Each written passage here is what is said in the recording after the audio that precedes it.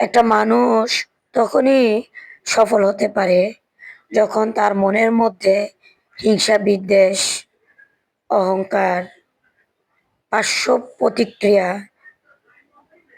কারো কোনো ক্ষতি করা এ ধরনের মন মানসিকতা না থাকে। সে সব সময় অন্যের ভালো চাইতে হবে। কারণ আমি একজন মানুষ হিসেবে যদি কাউকে ক্ষতি করার চিন্তা করি, তাহলে আমার ভালো মহান আল্লাহ তাআলাও করবে না।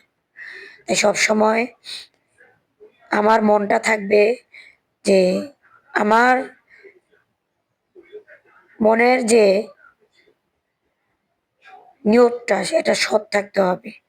সৎ থাকলে মহান আল্লাহ তাআলা যে কোনো উসিলায় আপনাকে সফল করবেন ইনশাল্লাহ।